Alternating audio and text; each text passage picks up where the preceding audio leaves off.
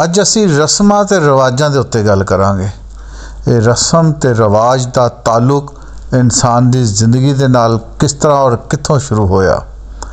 ਔਰ ਸਪੈਸ਼ਲੀ ਅੱਜ ਅਸੀਂ ਗੱਲ ਕਰਾਂਗੇ ਸ਼ਾਦੀ ਵਿਆਹ ਦੀ ਰਸਮਾਤ ਦੇ ਹਵਾਲੇ ਨਾਲ। ਇਹਦੇ ਵਿੱਚ ਜਿਹਨੂੰ ਅਸੀਂ ਗੱਲ ਕਰਦੇ ਹਾਂ, ਦੁੱਧ ਪਿਆਈ ਦੀ ਇੱਕ ਰਸਮ ਹੁੰਦੀ ਹੈ ਸਾਡੇ ਪੰਜਾਬ 'ਚ ਸਪੈਸ਼ਲੀ। ਇਹ ਬਰੇ ਸਗੀਰ ਦੇ ਅੰਦਰ ਕ੍ਰਿਸਚਨ, ਮੁਸਲਮਾਨ, ਸਿੱਖ ਔਰ ਹਿੰਦੂ ਇਹਨਾਂ ਚਾਰਾਂ ਮਜ਼ਾਹਿਬ ਦੇ ਅੰਦਰ ਇਹ ਰਸਮ ਪਾਈ ਜਾਂਦੀ ਹੈ।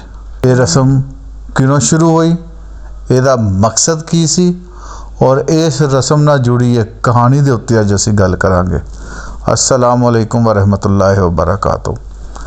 नाज़रीन, बहुत सारिया गल्लां ਜਿਹੜੀਆਂ सीना बसीला चलदियां ने, ਇਹਨੂੰ ਅਸੀਂ लोक कहानी कहते हैं। ये लोक कहानियां असल च उस रस्म या उस रिवाज दे नाल जुड़ी एक मिथ हुंदी है जिन्हों समझण वास्ते उस गल नूं समझना जरूरी हुंदा है। बड़े सगीर दे अंदर मुश्तरका रस्मो रिवाज का एक सैटअप सीगा। इस सैटअप च हिंदू, मुस्लिम, सिख, ईसाई सब मिल जुल के रहिंदे सी। हुकूमत जिहड़ा भी करदा सी, उन्हां दे हुक्मरान जो भी हुंदे सी, अज तो 200 साल पहले इन्हां दे जीन मरण दियां बेशतर रस्मां एक दूजे दे नाल जा मिलदियां ने, गो कि इन्हां दा मजहब लैदा सी।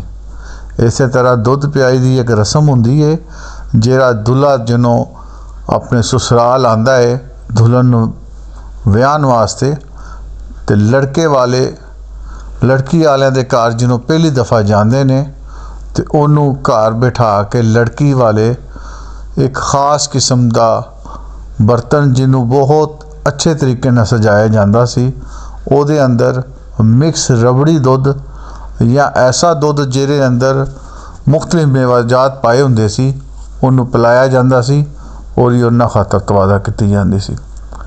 लेकिन ये रस्म के हवाले नाल जिन्हों असीं देखते हैं ये रस्म किदों शुरू हुई, तारीख ये उत्ते बिल्कुल खामोश है। इस रस्म का किसी भी मजहब के नाल कोई तलक नहीं। ये खालिस्तान इत्थे दे वसन वालियां दी, इत्थे दे रहन वालियां दे समाज दे नाल ताल्लुक सी। दुध प्याई दी रस्म नूं अगर असीं जानना चाहते हैं तो सानूं 200 वरियां पिछे जाना पेगा। उस वक्त लोग बड़ियां सादा जिंदगियां गुजारते सी और ये लोग गल्लां दे पक्के हुंदे सी और अपनी गल निभाण वास्ते अपनी जान तक दे दिंदे सी। ते शरीके या किसी दी गल सुन के इन्हां दे अंदर गैरत दा मादा जाग जांदा ते ये गल सुनदे मर जांदे सी। वो मरदे किवें सी, वो भी इस गल च तुहानूं अज पता लग जाएगा। मैं अक्सर कहना हुंदा ते गल्लां दीयां भाजियां नस्लां तक याद रहिंदियां ने। ये उही गल्लां ने जिहड़ियां एक दूजे नूं लांदे सी ते उहदे उत्ते ये लोग उन्हां गल्लां दे भार थल्ले किवें मर जांदे सी। अज दे हुक्मरान जिन्हां नूं असीं देखदे हां, लोग उन्हां नूं चोर लुटेरे जो कुछ कहंदे ने, पर उन्हां दे मत्थे ते तरेली तक नहीं आंदी। मगर उस वक्त लोकी निक्की जिन्नी गल दा भार नहीं सी चुक पांदे और उस भार दे बदले वो अपनियां जिंदगियां हार जांदे सी या पूरी जिंदगी उस गल नूं निभाण वास्ते कोई मुख्तलिफ अमल करते सी। अज दी गल असीं दोबारा शुरू करते हैं। गल ये कुछ ये आ कि ये दुध प्याई दी रस्म जिहड़ी शुरू हुई है, इहदे पिछे लॉजिक की है।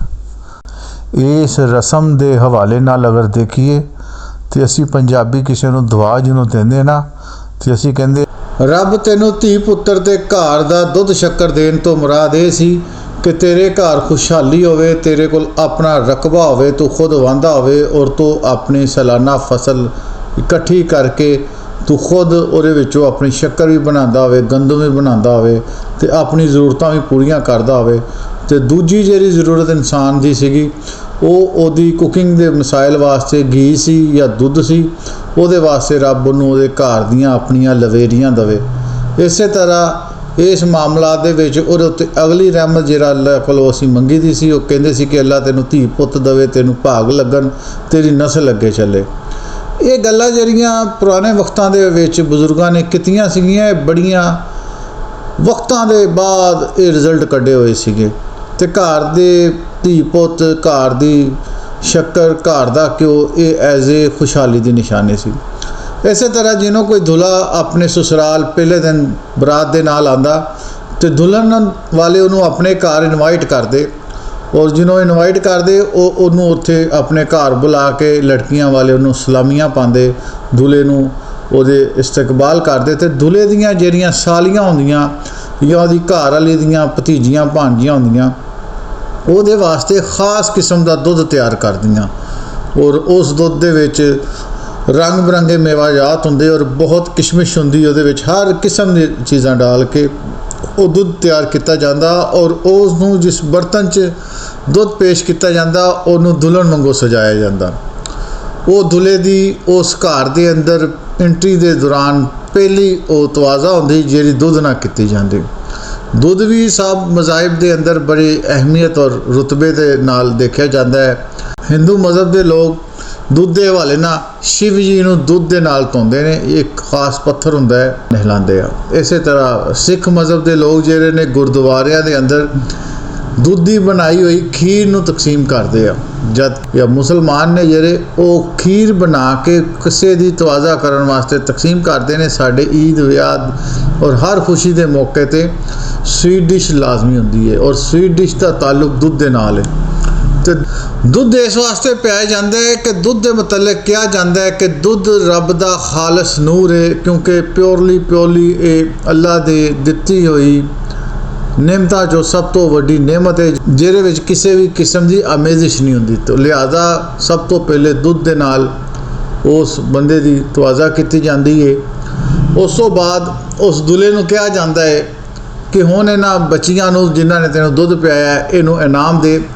और ये लागवियार होंदे सी जो अपने अपने जेब के मनसब के नाल दे दिता जाता सी। इत्थे जिहड़ी इस तो अगली गल है वो जिहड़ा बर्तन हुंदा सीगा वो बर्तन दूल्हे के दोस्त अहबाब संभाल के बरात के नाल वापस लै जाते और दूल्हे की वालदा जिन्हों दूल्हे का सैटअप करदी कमरे के अंदर उहदे दिते हुए जहेज के बर्तन लगाते थे। उन्हां विच वो बर्तन सब तो उत्ते रख के सजा के रख देंदे और वो बर्तन उस वक्त तक उस कमरे की जीनत बनया रहिंदा जिन्ना जिक्र इस मियाँ बीवी के बच्चे उन्हां बर्तनों नूं तोड़ ना देंदे। इत्थों अगली कहानी का आगाज़ होंदा है। ये पुराने वेलियां दी गल है कि लोग शहरां नूं जांदे सी ते वो नूर वेले उठ के ते तुर पैंदे सी, क्योंकि 2-3 पिंडां तो उठ के फिर अगों जाके कितों लारी का इंतजाम हुंदा सी। इस तरह एक इलाका सी, उत्थे दा एक जगीरदार सी, उहदे पुत्र ने शहर जाना सी। वो बड़ा गभरू जवान ते बहुत ही अकलमंद ते बहुत ही शर्मीला सी। वो शहर जान लई जिन्हों उठिया तो उस वक्त नूर वेले वो तुर पिया अपने पिंडों। रस्ते जांदे जांदे एक रस्ते च पिंड आया। उस पिंड दी एक गभरू जवान उत्थे दी जट्टी अपने जानवरां दा दुध पई धोंदी सी ते उन्हें कहा वे भाईया जांदे राइया आ मेरी कट्टी ते बंद गई। वो जगीरदार दे पुत ने वो कट्टी नूं नरम जिहा हत्थ पाया। वो सर्दियां दा मौसम सीगा, तिलकन सीगी, गोए दा हर बन्ने खलारा सी ते रस्सी नूं भी पेशाब दा वट सीगा ते वो सही तरीके नाल उहदे हत्थों फड़ी नहीं गई। जिवें ही उन्हें कट्टी नूं खिंचिया है तो जिन्हां लोगों ने जानवर रखे ने वो इस चीज़ नूं समझदे ने कि मझ के थल्लों विछेड़े नूं एक बारी कढ़ीए तो वो एक बारी तो मूँह मोड़ लेंदा है, लेकिन दूजी बारी पूरे जोर के नाल झटका मार के दोबारा अपनी माँ के थले दुध पीन दी जाता है। तो कट्टी ने जो दूजी बारी झटका दिता है तो जगीरदार का जिहड़ा पुत्र सी देखण नूं उच्चा लंबा गभरू जवान लगदा सी ते उन्हें उस तवज्जो दे नाल ना ही उन्होंने फड़िया सी ते वो झटके दे नाल कट्टी ने उहदे गोडे जमीन दे नाल लवाते तो जाके उन्हें मझ के थले दुध पीना शुरू करता। तो वो जी जट्टी सीगी ओदी दुध चोरी सी ते ओदी वो जी बाल्टी पिछले 2-3 मझां का उन्हें दुध चोया सीगा वो सारा डुल गया। उन्हें जिन्हों ये गल देखी तो उन्हें उस जट नूं बड़ियां गल्लां कीतियां। उन्हें कहा जा वे भाईया मैं देखांगी, तेरे कोई कट्टी सांभी नहीं गई, तू अगे जाके बुढ़ी की सांभेगा। तो एडे तेरी लाश है तो ये तेरे कोई कट्टी सांभी नहीं गई, इन्हें तेरे गोडे लवाते। वो जमींदार का पुत्र जिहड़ा सीगा वो अपने दोस्त बेलियां दे नाल क्योंकि निकल गया सीगा शहर की तरफ, तो वो सारे उहदे दोस्त उहदे रस्ते जोरा मजाक उड़ाते रहे। अगे खूह ते जाके उन्होंने हाथ मूँह धोया अपने पेशाब नाल लिबड़े हुए हाथ धोए, गोए नाल लिबड़े हुए अपने उन्हें चादर धोती तो शहर चले गए। शहरों वाल वापस आए तो जिन्हों वापस आए तो वह मुंडा वो रोग ला के बह गया। वो बेलियां ने वो इस कदर इंसल्ट की कि वो गल नूं दिल ते लै गया। तो उस तो बाद वो जिन्हों भी रोटी पानी का टाइम आंदा तो उन्होंने गल याद आती भी जा वे भाईया अगले वेले देखांगे जिन्हों तू बुढ़ी सामण जोगा होएगा, तू तो कट्टी नहीं सामभ सकिया, इन्हें तेरे गोडे लवाते। गोडे लवान तो मुराद आ कि इन्हें तेन हराता, इन्हें तेरी जान नूं खिंच लिया, तेरे विच कोई जान नहीं है, मैंटली तौर पर भी तू एडा काबल नहीं है। बहुत सारे मसाइल है। वो गल अगे लंबी तो लंबी तुरती रही। वो जिमें कोई खाना पीना खान लगे और दिमाग 'च यही गल आ जाए कि मेरा की फायदा, वो बीबी मैनू गल्लां कर गई, हालांकि मैं तो उहदे नाल नेकी कर लगा सी, जे गलती ना मेरे को हो भी गया तो लेकिन उन्होंने इन्नियां गल्लां नहीं सी करनी चाहिए। वो गल्लां उहदे दिल 'च बह गईयां। वो बंदा देखते ही देखते दिन चढ़ रात चढ़ वो सुखदा मंजी ना लग गया। वो दोवां चाड़ा पिंडां 'च गल मशहूर हो गई कि वो फलाने जगीरदार दे पुत्तर नूं ना रात जो जंगलों सारी लंघिया तो कोई चीज़ चंबड़ गई। वो जिन्हों रोटी दे कोल जांदा है तो उन्होंने रोटी नहीं खाई जाती। वो करदे करांदे वो जगीरदार दा एक ताया सी जिहड़ा उन्हां तो हट के पिंडां 'च रहिंदा सी। वो जिन्हों उन्होंने पता लगा तो वो अपने पोते का पता करन आया। उन्हें जिन्हों देखा कि मुंडा तो वाकई मंजी ना लग गया, ये तो हुण साह कोई नहीं रहा, रोटी ये खांदा नहीं। उन्हें कहा काका इंज कर, वो परले वेड़े दे विच ना मेरी ते मेरे पुत दी मंजी डाह दे, असीं अज रात गल्लां भी करांगे ते रब को दुआ भी करांगे, कोई ना कोई रब हल कढदा है। वो बाबा सियाना सीगा, पूरी जिंदगी उन्हें नगाई हुई सी। उन्होंने एक गल समझ आ गई कि कोई ना कोई मसला है, कोई इश्क उश्क की गल आ, कोई कुड़ियां नूं छड्ड गई है जिहड़ी होया तो ये रोग लाई खड़ा है। वो बाबे ने इधरलियां उधरलियां गल्लां कीतियां तो वो ना इश्क की गल होवे तो मुंडा दसे, वो ऐसी कोई गल ही नहीं सी है। मुड़ के बाबा उन्होंने कहंदा पुत्त रोटी खा ला, ये रोटी पिछे धक्के खाने आ, घर आईए तो बुढ़ी चित्तर मारदी है, बाहर आईए तो लोग छित्तर मारते आ, एंड ते आ जाके साड़ी एक रोटी बचती है जी, वो भी सकून ना खाधी तो की खाधी। इन्हें जो मुंडा बोलिया दादा ये तेनू दादी छित्तर मारदी है, तो कहंदा पुत्त जिन्हों विआह जाईदा वा फिर मियाँ बीवी के दरम्यान बहुत सारे पर्दे उठ जाते हैं, तो जी तेरी दादी है और मेरे छित्तर ही मारदी है, क्योंकि उन्होंने पता मैं जिन्ने जोगा है। तो मुंडा ना वो अपने दादे नाल जो गल्लां करन लग गया ना, तो बाबा समझ आंदा भी इनू कोई गल सीगी। वो कहंदा पुत्त तेनू गल की है? वो कहंदा जी मैं की दसां दादा, वो इंज असीं उदण गए आ, वो रस्ते दे विच एक बीबी सी, मैं अपने जिवें शर्मीले अंदाज च तुरिया जा रहा सी तो उन्हें कहा वे भाईया राईया जांदे आ मेरी कट्टी बंद ही। और मैं कट्टी बन्नन लगा, मेरे हथों छुट्टी, वो बीबी दुध चो रही सी तो दुध दे पतीले नूं कट्टी जा वजी, वो सारा दुध भी डुल गया। तो उन्हें मैनूं बड़ियां गल्लां कीतियां। उन्हें क्या जा तेनू तो इस कट्टी ने गोडे लवाते तो तू जिंदगी दे विच अगों बुढ़ी की सामने तो ये की करना तो वो की करना। उन्हें क्या हाला ये गल्लां होईयां? उन्हें क्या हाँ। तो उन्हें कहा इहदा किहड़ा रौला हैगा, आपां उहनूं पढ़ने पा दिंदे आ, ये तो गल उन्हें की हुण गल निभावेगी भी। उन्हें क्या वो किवें? उन्हें क्या तू चुप कर, तू रोटी खा, आ मैं तेरा हुण साग भेजन लगा उधर तो तेरा रिश्ता उस कुड़ी वास्ते मंगाने आ। उन्हें अगले दिन पिंड दे मिलाया, वो मरासी उन्होंने आख्या जा भी उस घरों जाकर रिश्ता लैके आ, असी रुतबे 'च भी उन्हां तो वड्डे आ, रकबे 'च भी उन्हां तो वड्डे आ, बरादरी 'च भी उन्हां तो असी उच्ची बरादरी वाले आ, ते हुण जे तू सानू उधरों रिश्ता लिया देगा तो आ दो लवेरियां तेरियां ने। वो कहंदा जी ये लवेरियां दा तुसीं नां ले लिया है तो हुण तुसीं रिश्ता समझो होया। वो इस तरह चलदे चलांदे उन्हां दे डेरे जा पहुँचदा है। तो चौधरी उत्थों जिहड़ा उस लड़की का वालिद हुंदा है उन्होंने कहंदा चौधरी साहब को चाह पानी तो पियाओ। लस्सी बेसिकली हुंदी सी उस टाइम, चाह पानी कित्थे हुंदा सी, वो लस्सी पियाते ने। वो कहंदा किधर आया काका? उन्हें कहा चौधरी साहब वो फलाने जिहड़ा जगीरदार नहीं, कहंदे आहो, कहंदे जी ओहदा इक्को एक पोता तो ਉਹਦੇ रिश्ते वास्ते मैं तुरिया फिरदा वां तो मैं देखदा फिरदा को उन्हां दे बराबर का कोई जोड़ लभे तो ये 10 कोहां उत्ते कोई उन्हां दा जोड़ नहीं लभदा। तो बहरहाल मैं इत्थे आया, हुण देखो की हुंदा है। उन्हें कहा इत्थे की हुंदा है? मेरी वो धी हैगी है। उन्हें कहा हाँ वो तेरी धी तो मैनूं नज़र आती है, लेकिन तुहाडा रकबा थोड़ा है, ਉਹਨਾਂ ਦਾ ਇੰਨਾ ਰਕਬਾ ਹੈ। ਉਹਨੇ ਕਿਹਾ ਤੁਸੀਂ ਕਿੰਨੇ ਭਾਈ ਹੋ? ਉਹ ਚੌਧਰੀ ਨੇ ਕਿਹਾ ਅਸੀਂ 5 ਭਰਾ। ਉਹਨੇ ਕਿਹਾ 5 ਦਾ ਰਕਬਾ ਮਿਲਾਓ। ਉਹਨੇ ਕਿਹਾ ਜੀ ਤੁਸੀਂ ਤੇ ਫੇਬ ਨਹੀਂ ਉਹਨਾਂ ਤੱਕ ਅੱਪੜਦੇ। ਉਹ ਕਰਦੇ ਕਰਾਂਦੇ ਉਹ ਗੱਲ ਮਜ਼ਾਕ ਤੋਂ ਪੈਂਦੀ ਨਾ ਉਹ ਗੱਲ ਅਨਾ 'ਚ ਆ ਜਾਂਦੀ। ਉਹ ਕੁੜੀ ਦਾ ਪਿਓ ਕਹਿੰਦਾ ਤੂੰ ਮੈਨੂੰ ਬਿਸਤ ਕਰਨ ਆਇਆ ਜਾਂ ਰਿਸ਼ਤੇ ਦੀ ਗੱਲ ਕਰਨ ਆਇਆ? ਉਹਨੇ ਕਿਹਾ ਚੌਧਰੀ ਜੀ ਮੈਂ ਤਾਂ ਤੁਹਾਡੀ ਧੀ ਦਾ ਰਿਸ਼ਤਾ ਨਹੀਂ ਸੀ ਮੰਗਿਆ, ਇਹ ਤੁਸੀਂ ਮੈਨੂੰ ਕਿਹਾ ਵੀ ਮੇਰੀ ਧੀ ਵੀ ਦੇਖ ਲਓ। ਅਤੇ ਧੀਆਂ ਤਾਂ ਦੇਖੀਆਂ ਦਿਖਾਈਆਂ ਹੁੰਦੀਆਂ ਨੇ, ਉਹ ਤਾਂ ਹੁਣ ਆਪਣੇ ਰਕਬਿਆਂ ਦੇ ਨਾਲ ਤੁਰਦੇ ਆ। ਅਤੇ ਉਹਨੇ ਕਿਹਾ ਜਾ ਫਿਰ ਇਹ ਜਿਹੜੀਆਂ 4 ਲਵੇਰੀਆਂ ਤੈਨੂੰ ਦੇਵਾਂਗਾ ਜੇ ਮੇਰੀ ਤੂੰ ਧੀ ਦਾ ਉੱਥੇ ਸਾਕ ਕਰਾ ਦੇ। ਉਹਨੇ ਕਿਹਾ ਲਓ ਜੀ ਇਹ ਤਾਂ ਗੱਲ ਹੀ ਮੁੱਕ ਗਈ। ਉਹ ਆਇਆ, ਉਹਨੇ ਕਿਹਾ ਜੀ ਚਲੋ ਜੀ ਸੁਬਾਹ ਚਲੀਏ ਧੀ ਦੇ ਹੱਥ ਦੇ ਉੱਤੇ ਜਾ ਕੇ ਰੁਪਈਆ ਰੱਖ ਆਈਏ। ਉਹ ਅਗਲੇ ਦਿਨ ਆਏ ਨੇ ਮੁੰਡੇ ਵਾਲੇ, ਉਹ ਕੁੜੀ ਦੇ ਹੱਥ 'ਤੇ ਸ਼ਗਨ ਦੇ ਤੌਰ 'ਤੇ ਰੁਪਈਆ ਰੱਖ ਗਏ ਨੇ ਅਤੇ ਅਗਲੇ 20-25 ਦਿਨਾਂ ਦਾ ਵਿਆਹ ਤੈਅ ਕਰ ਗਏ ਨੇ। ਉਹ ਬੱਚੀ ਦਾ ਵਿਆਹ ਹੋ ਕੇ ਉਸ ਦੇ ਨਾਲ ਜਦੋਂ ਸ਼ਾਦੀ ਹੋ ਜਾਂਦੀ ਹੈ ਉਸ ਲੜਕੇ ਦੇ ਨਾਲ, ਅਤੇ ਲੜਕੀ ਆਪਣੇ ਘਰ ਆਉਣ ਲੱਗਦੀ ਹੈ। ਅਤੇ ਉਸ ਰਾਤ ਉਹਦਾ ਦਾਦਾ ਕਹਿੰਦਾ ਗੱਲ ਸੁਣ ਪੁੱਤਰ ਹੁਣ ਤੇਰੇ ਵਿਆਹ ਦਾ ਟਾਈਮ ਹੈ। ਉਹਨੇ ਕਿਹਾ ਉਹ ਕੀ? ਉਹਨੇ ਕਿਹਾ ਹੁਣ ਇਹ ਆ ਕਿ ਉਹਨੇ ਤੈਨੂੰ ਕਿਹਾ ਸੀ ਕਿ ਤੇਰੇ ਕੋਲ ਮੈਂ ਦੇਖਾਂਗੀ ਤੇਰੇ ਕੋਲ ਬੁੱਢੀ ਕਿਵੇਂ ਸਾਂਭੀ ਜਾਂਦੀ ਹੈ, ਤੂੰ ਤਾਂ ਕੱਟੀ ਨਹੀਂ ਸਾਂਭ ਸਕਿਆ ਅਤੇ ਹੁਣ ਆਪਣੀ ਬੀਬੀ ਨੂੰ ਤੂੰ ਮੂੰਹ ਤੱਕ ਨਹੀਂ ਲਾਉਣਾ ਅਤੇ ਉਹਨੂੰ ਦੁਨੀਆ ਦੀ ਕਿਸੇ ਵੀ ਨਿਅਮਤ ਤੋਂ ਮਹਿਰੂਮ ਨਹੀਂ ਕਰਨਾ, ਮਗਰ ਤੂੰ ਉਹਦੇ ਵੱਲ ਕੰਡ ਕਰਕੇ ਸੋਣਾ। ਉਹ ਬੰਦੇ ਨੇ ਉਂਝ ਹੀ ਕੀਤਾ। ਉਹ ਦਿਨ ਚੜ ਰਾਤ ਚੜ ਉਹ ਕਰਦੇ ਕਰਾਂਦੇ ਟਾਈਮ ਲੰਘਦਾ ਗਿਆ। ਉਹ ਕੁਛ 6 ਮਹੀਨੇ ਲੰਘ ਗਏ।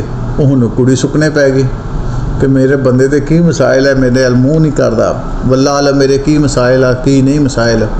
ਉਹਨੇ ਪਹਿਲੇ ਕੋਸ਼ਿਸ਼ ਕੀਤੀ ਕਿ ਸ਼ਾਇਦ ਇਹਦਾ ਕਿਸੇ ਹੋਰ ਜ਼ਹਿਨੀਅਤ ਹੋਵੇ, ਕਿਸੇ ਹੋਰ ਬੀਬੀ ਦੇ ਵੱਲ ਤਵੱਜੋ ਹੋਵੇ, ਉਸ ਵਜ੍ਹਾ ਤੋਂ ਮੇਰੇ ਤੋਂ ਤਵੱਜੋ ਨਹੀਂ ਕਰਦਾ। ਉਹਨੇ ਉਹਦੀਆਂ ਭੈਣਾਂ ਨੂੰ, ਉਹਦੀਆਂ ਚਾਚੇ ਤਾਏ ਦੀਆਂ ਧੀਆਂ ਨੂੰ, ਇਰਦ ਗਿਰਦ ਵਾਲਿਆਂ ਨੂੰ ਪੁੱਛਿਆ। ਉਹਨਾਂ ਨੇ ਕਿਹਾ ਨਹੀਂ ਜੀ ਇਹਦੇ ਵਰਗਾ 100 ਮੁੰਡਾ ਕੋਈ ਨਹੀਂ ਸਾਡਾ, ਇਹ ਕੁੜੀਆਂ ਵਰਗਾ ਸਾਡਾ ਪੁੱਤ ਹੈਗਾ। ਉਹ ਕਰਦੇ ਕਰਾਂਦੇ ਉਹ ਇੱਕ ਚੀਜ਼ ਸਮਝ ਗਈ ਕਿ ਇਹਨੂੰ ਕੋਈ ਹੋਰ ਮਸਲਾ ਹੈਗਾ ਕੋਈ। ਬਹਰਹਾਲ ਉਸ ਮਸਾਇਲ ਦੇ ਵਿੱਚ ਉਹ ਪਰੇਸ਼ਾਨ ਸੀਗੀ। ਲੇਕਿਨ ਹੁਣ ਉਸ ਵਕਤ ਇੱਜ਼ਤਾਂ ਸ਼ਰਮਾਂ ਵਾਲੇ ਲੋਕ ਸੀਗੇ ਅਤੇ ਉਹਨਾਂ ਦੀਆਂ ਔਲਾਦਾਂ ਵੀ ਇੱਜ਼ਤਾਂ ਸ਼ਰਮਾਂ ਵਾਲੀਆਂ ਸੀ। ਉਹ ਬੀਬੀ ਉਸ ਘਰ ਰਹਿੰਦੀ ਰਹੀ, ਰੋਟੀ ਪਾਣੀ ਕਰਦੀ ਰਹੀ, ਲੇਕਿਨ ਮੀਆਂ ਬੀਬੀ ਦੇ ਜਿਹੜੇ ਅਜ਼ਵਾਜੀ ਤਾਲੁਕਾਤ ਸੀ ਉਹ ਪ੍ਰੋਪਰ ਨਹੀਂ ਸੀ ਹੈ।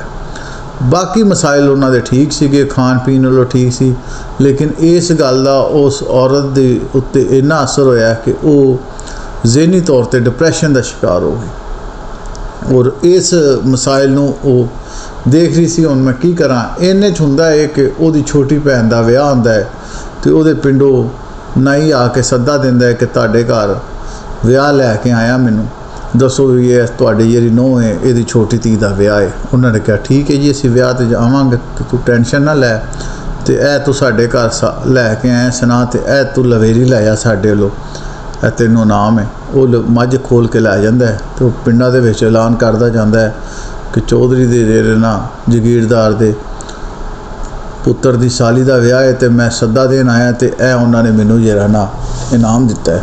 ਅਤੇ ਪਿੰਡਾਂ ਵਾਲੇ ਖੁਸ਼ ਹੁੰਦੇ ਵੀ ਦੇਖੋ ਉਹ ਵੱਡੇ ਨਵਾਬ ਲੋਕਾਂ ਦਾ ਇਹੀ ਤਰੀਕਾ ਹੁੰਦਾ ਹੈ, ਉਹ ਆਪਣੇ ਕਮੀਆਂ ਨੂੰ ਨਵਾਜ਼ਣ ਦਾ ਰਸਤਾ ਲੱਭਦੇ ਨੇ।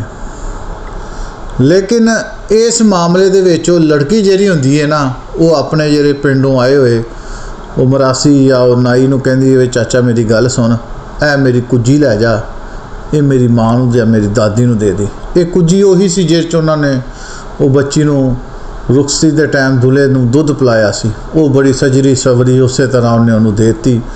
ਉਹ ਉਸੇ ਤਰ੍ਹਾਂ ਉਹਦਾ ਹਾਰ ਸ਼ਿੰਗਾਰ ਸੀਗਾ, ਕੋਈ ਚੀਜ਼ ਉਹਦੀ ਲੱਥੀ ਨਹੀਂ ਸੀ ਹੈ।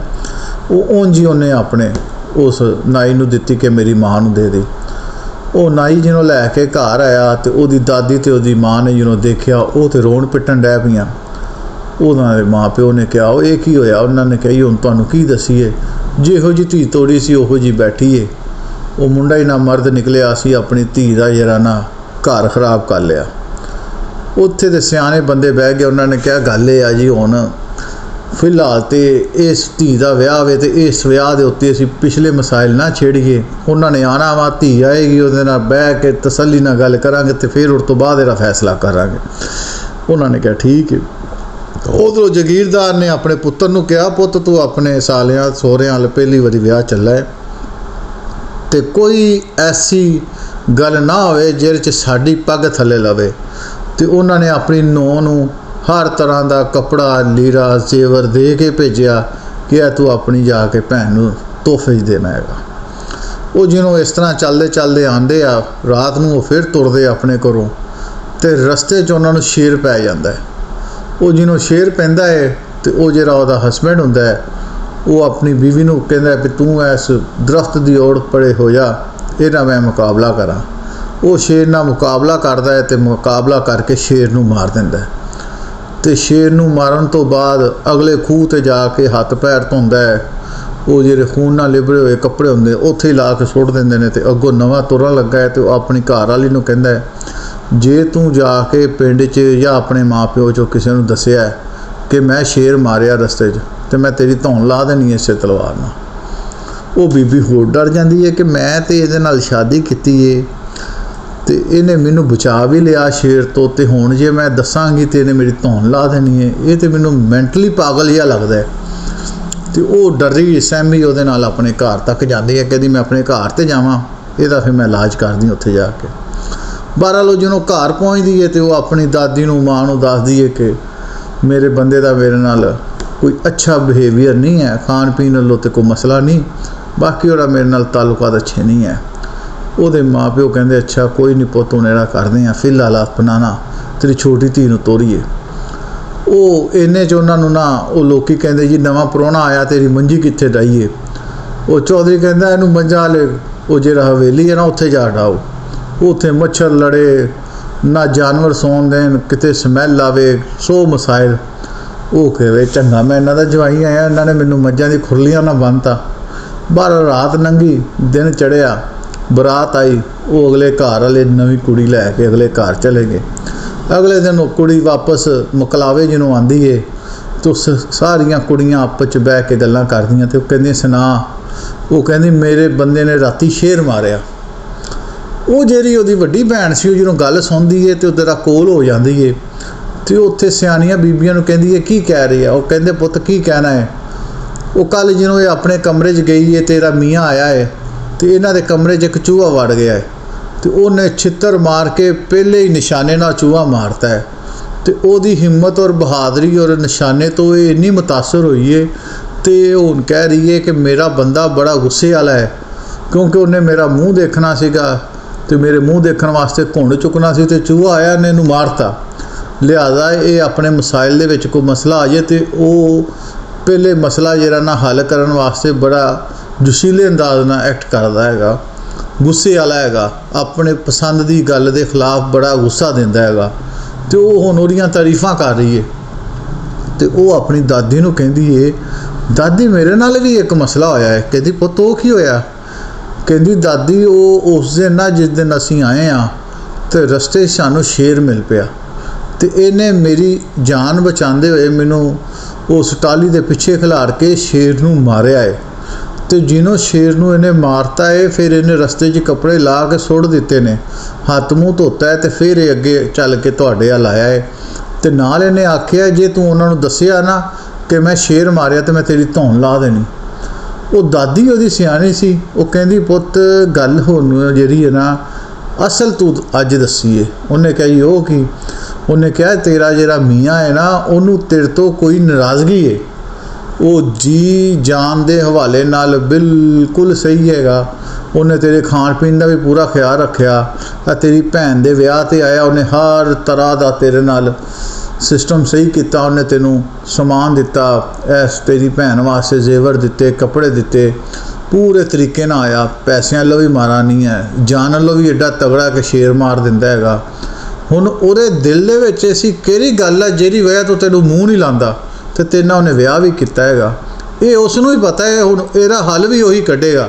ਤੇ ਜਾ ਉਹ ਉਸ ਨਾ ਮੱਝਾਂ ਵਾਲੇ ਜਿਹੜੀ ਨਾ ਹਵੇਲੀ 'ਚ ਸੁੱਤਾ ਹੋਇਆ ਹੈ, ਤੇ ਉਹਦੀ ਜਾ ਕੇ ਪੈਰ ਘੁੱਟ ਤੇ ਉਹਨੂੰ ਪੁੱਛ ਕੀ ਵਜ੍ਹਾ ਹੈ, ਤੂੰ ਮੇਰੇ ਵੱਲ ਮੂੰਹ ਕਿਉਂ ਨਹੀਂ ਕਰਦਾ। ਇਹ ਤੂੰ ਅੱਜ ਅਗਰ ਫੈਸਲਾ ਲੈ ਲੈਂਦੀ ਹੈ ਤਾਂ ਠੀਕ ਹੈ, ਵਰਨਾ ਤੇਰੇ ਮਾਂ ਜਿਹੜਾ ਪਿਓ ਹੈ ਨਾ ਉਹਨੇ ਸੁਬਾਹ ਤੈਨੂੰ ਇਹਦੇ ਨਾਲ ਤੋੜਨਾ ਨਹੀਂ। ਉਹ ਜਿਹੜੀ ਲੜਕੀ ਹੈ ਨਾ ਉਹ ਗੱਲ ਸਮਝ ਜਾਂਦੀ ਹੈ। ਉਹ ਜਾਂਦੀ ਹੈ, ਉਹ ਸੁੱਤਾ ਹੁੰਦਾ, ਉਹਦੀ ਰੋਟੀ ਲੈ ਕੇ ਜਾਂਦੀ, ਉਹਨੂੰ ਰੋਟੀ ਦਿੰਦੀ ਹੈ। ਉਹ ਭੈੜੇ ਜਿਹੇ ਮੂੰਹ ਨਾਲ ਰੋਟੀ ਅੰਦਰ ਰੱਖਦੇ, ਮੈਂ ਖਾਵਾਂਗਾ। ਉਹਦੇ ਕੋਲ ਬਹਿ ਜਾਂਦੀ ਹੈ। ਉਹ ਕਹਿੰਦੀ ਨਹੀਂ। ਉਹਦੀਆਂ ਲੱਤਾਂ ਘੁੱਟਣ ਡੈ ਪੈਂਦੀ ਹੈ। ਉਹਨੂੰ ਕਹਿੰਦੀ ਮੈਨੂੰ ਤੂੰ ਦੱਸ ਮੇਰੇ ਕੋਲ ਕਿਹੜੀ ਗਲਤੀ ਹੋਈ ਹੈ ਜਿਹੜੀ ਤੂੰ ਮੈਨੂੰ ਇੰਨੀ ਸਜ਼ਾ ਦਿੱਤੀ ਹੈ 6 ਮਹੀਨੇ ਦੀ। ਤੂੰ ਸ਼ੇਰ ਮਾਰ ਕੇ ਜਿਹੜਾ ਨਾ ਮੈਨੂੰ ਕਿਹਾ ਵੀ ਤੂੰ ਦੱਸਣਾ ਨਹੀਂ ਮੈਂ ਸ਼ੇਰ ਮਾਰਿਆ, ਉੱਥੇ ਲੋਕੀ ਚੂਹਾ ਮਾਰਤਾ ਤੇ ਲੋਕੀ ਉਹਨੂੰ ਸ਼ੇਰ ਬਣਾਈ ਖੜੇ ਆ। ਤੇਰਾ ਕੋ ਮੇਰੇ ਨਾਲ ਮਸਲਾ ਹੈਗਾ ਜਿਹੜਾ ਤੂੰ ਮੇਰੇ ਵੱਲ ਮੂੰਹ ਨਹੀਂ ਕਰਦਾ, ਤੂੰ ਮੇਰੇ ਵੱਲ ਤੱਕਦਾ ਨਹੀਂ। ਉਹ ਕਹਿੰਦਾ ਤੈਨੂੰ ਗੱਲ ਯਾਦ ਨਹੀਂ ਆਈ? ਉਹ ਕਹਿੰਦੀ ਨਹੀਂ। ਉਹ ਕਹਿੰਦਾ ਯਾਦ ਕਰ, ਇੱਕ ਬੰਦੇ ਨੇ ਤੇਰੀ ਕੱਟੀ ਫੜਦੇ ਹੋਏ ਗੋਡੇ ਜ਼ਮੀਨ ਨਾਲ ਲਾਤੇ ਸੀ ਤੇ ਤੂੰ ਉਹਨੂੰ 3600 ਗੱਲਾਂ ਕੀਤੀਆਂ ਸੀ, ਮੈਂ ਉਹੀ ਬੰਦਾ ਵਾਂ। ਹੁਣ ਦੱਸ ਮੇਰੇ ਕੋ ਬੁੱਢੀ ਸਾਹਮਣੇ ਆਂਦੀ ਕਿ ਨਹੀਂ ਆਂਦੀ? ਉਹ ਕਹਿੰਦੀ ਅੱਲਾ ਦੇ ਭਲਿਆ ਬੰਦਿਆ, ਤੂੰ ਮੇਰੀ ਏਡੀ ਜਿੰਨੀ ਗੱਲ ਦਿਲ 'ਤੇ ਲੈ ਗਿਆ ਤੇ ਏਡੇ ਵੱਡੇ ਪੀਣ 'ਚੋਂ ਲੰਘਿਆ, ਮੈਨੂੰ ਮਾफ़ ਕਰ ਦੇ। ਉਹਨੂੰ ਲੈ ਕੇ ਆਪਣੇ ਘਰ ਆਂਦੀ ਏ, ਆਪਣੇ ਮਾਂ ਪਿਓ ਨੂੰ ਬਿਠਾ ਕੇ ਉਹਨਾਂ ਦੇ ਸਾਹਮਣੇ ਉਹ ਕੋਲ ਮਾफ़ੀ ਮੰਗਦੀ ਏ ਔਰ ਉਹ ਦੱਸਦੀ ਏ ਕਿ ਮੇਰੇ ਕੋਲ ਆਹ ਗੱਲਾਂ ਹੋਈਆਂ ਸੀ, ਮੈਨੂੰ ਕਿਹਾ ਸੀਗਾ ਤੇ ਕੋ ਕੱਟੀ ਤੇ ਇੱਕ ਸਾਂਭੀ ਨਹੀਂ ਗਈ, ਇਹਨੇ ਤੇਰੀਆਂ ਗੋਡੇ ਲਵਾਤੇ ਤੇ ਬੁੱਢੀ ਤੂੰ ਕਿੱਥੋਂ ਸਾਂਭੇਗਾ। ਤੇ ਇਹਨੇ ਉਹ ਗੱਲ ਵਿਆਹਨ ਪਿੱਛੇ ਮੇਰੇ ਨਾਲ ਵਿਆਹ ਵੀ ਕੀਤਾ ਤੇ 6 ਮਹੀਨੇ ਮੇਰੇ ਨਾਲ ਸਲੂਕ ਇੰਝ ਦਾ ਕੀਤਾ ਤੇ ਇਹ ਮੈਂ ਇਹਦੇ ਕੋਲ ਮਾफ़ੀ ਮੰਗਦੀ ਹਾਂ, ਇਹ ਤੁਹਾਡਾ ਜਵਾਈ ਹੈ, ਤੁਸੀਂ ਵੀ ਇਹਦੇ ਵਾਸਤੇ ਦਿਲ ਭੈੜਾ ਨਾ ਕਰੋ, ਸਾਡੇ ਮਸਾਇਲ ਬਿਹਤਰ ਹੋ ਜਾਣਗੇ। ਤੇ ਇਹ ਜਿਹੜੀ ਕੁੱਜੀ ਹੁੰਦੀ ਹੈ ਜਾਂ ਗਲਾਸ ਹੁੰਦਾ ਹੈ, ਦੁੱਧ ਪਿਆਈ ਰਸਮ ਹੁੰਦੀ ਹੈ, ਇਹ ਇਸ ਕਰਕੇ ਸੱਜੀ ਸਜਾਈ ਉਹ ਲੜਕੀ ਦੇ ਬਰਤਨਾਂ 'ਚ ਰੱਖ ਦਿੱਤੀ ਜਾਂਦੀ ਹੈ ਤਾਂ ਕਿ ਉਸ ਹਵਾਲੇ ਨਾਲ ਅਗਰ ਕੋਈ ਕਮਿਊਨੀਕੇਸ਼ਨ ਕਰਨੀ ਹੋਵੇ ਉਹਨੇ ਆਪਣੇ ਮਾਂ-ਬਾਪ ਨਾਲ, ਕਿਉਂਕਿ ਉਹਨਾਂ ਦੇ ਮੋਬਾਈਲ ਵੀ ਨਹੀਂ ਸੀ ਹੁੰਦੇ, ਤੇ ਉਹ ਇੱਕੋ ਕੁਝ ਹੀ ਪੂਰਾ ਸੁਣਾ ਦੇ ਦਿੰਦੀ ਸੀ ਕਿ ਤੁਹਾਡੀ ਧੀ ਖੁਸ਼ੀ ਹੈ ਜਾਂ ਨਹੀਂ ਖੁਸ਼ੀ। ਹੁਣ ਤੇ ਰਿਵਾਜ ਰਹਿ ਗਏ ਨੇ, ਇਹ ਰਸਮਾਂ ਰਹਿ ਗਈਆਂ ਨੇ, ਉਹਨਾਂ ਦੇ ਨਾਲ ਜੁੜੀਆਂ ਕਹਾਣੀਆਂ ਪਹੇਲੀਆਂ ਖਤਮ ਹੋ ਗਈਆਂ ਨੇ। ਨਾ ਅਸੀਂ ਉਸ ਤਰ੍ਹਾਂ ਜਾਂਦੇ ਹਾਂ, ਨਾ ਅਸੀਂ ਦੇਖਣਾ ਚਾਹੁੰਦੇ ਹਾਂ ਕਿ ਇਹਦੇ ਵਿੱਚ ਕਹਾਣੀ ਕੀ ਸੀ। ਅਸੀਂ ਇਹਨੂੰ ਸ਼ਿਰਕ ਤੇ ਬਿਦਅਤ ਦੇ ਨਾਲ ਪੇਸ਼ ਕਰ ਦਿੰਦੇ ਹਾਂ, ਜਦ ਕਿ ਇਹ ਸਾਡੇ ਵਸਣ ਦੀਆਂ ਉਹ ਰਸਮਾਂ ਸੀ ਜਿਹੜੀਆਂ ਸਾਨੂੰ ਦੱਸਦੀਆਂ ਸੀ ਕਿ ਤੁਸੀਂ ਕਿੱਥੇ ਗਲਤ ਹੋ ਕਿੱਥੇ ਸਹੀ ਹੋ। ਦੇਖਦੇ ਰਹੋ ਵਾਰ TV।